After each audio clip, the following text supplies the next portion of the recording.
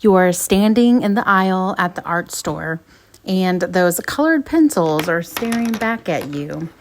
You just finished watching a YouTube video about an artist who is uber skilled at using this medium.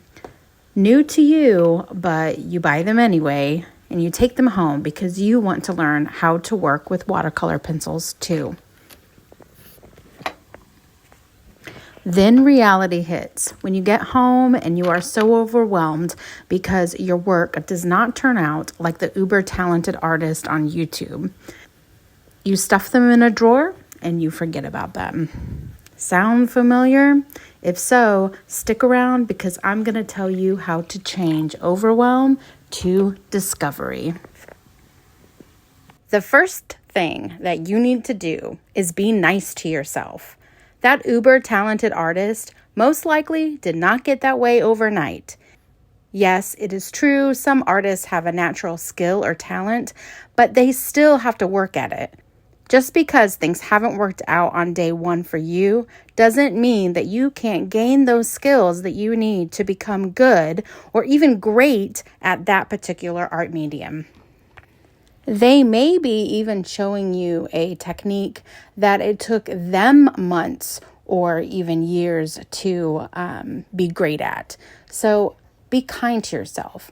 Just step back and let yourself know, and yes, you can talk to yourself. Let yourself know that you will get there. You will get to the place where you feel more and more confident about this new art medium that you are trying for the first time. It's expected to be a little overwhelming at first because you're just not used to it. It's something brand new. You may even decide, hey, this is not for me. But I promise that you can take that overwhelm to discovery just by recognizing that you need to give yourself a little bit of grace. Number 2, dedicate some time to your new practice and start small. Sketchbooks are great for this because you're not working on a masterpiece per se, but you're learning. You're taking it page by page and learning new techniques that have to do with this medium. Sketchbooks are a safe place to learn any art medium. Now, granted, you need a mixed media if you're going to be working with anything that needs water. You're going to need watercolor paper type. You're going to need a sketchbook or watercolor journal to work with watercolor. You need a drawing pad if you're going to sketch with colored pencils or with colored pencils themselves, or charcoal or something like that. So you do need the paper to match whatever medium that you are using, but sketchbooks are a great way to really get to know that medium that you are excited about. This sketchbook that you have picked out is your discovery place. You don't have to share it. You can mess up. You can start over on the next page.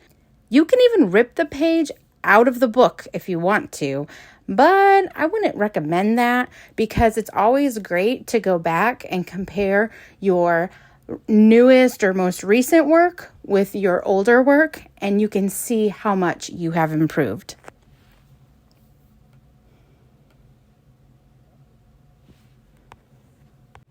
I said this in last week's video, but dedicate like 3 months to this one medium if you're really starting to get used to it for the first time.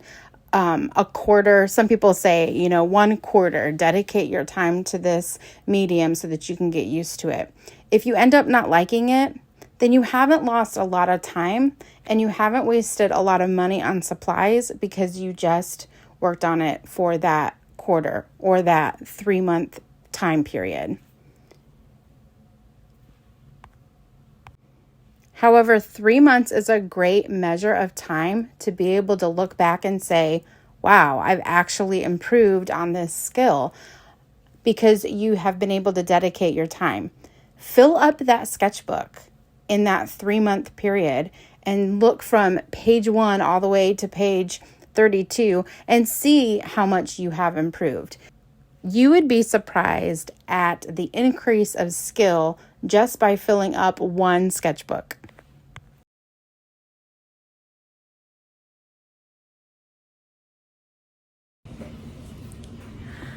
I hope you have enjoyed this video, and I hope that you can remember to be kind to yourself and to go out and get yourself a sketchbook. Start filling it up with that thing that you would like to discover.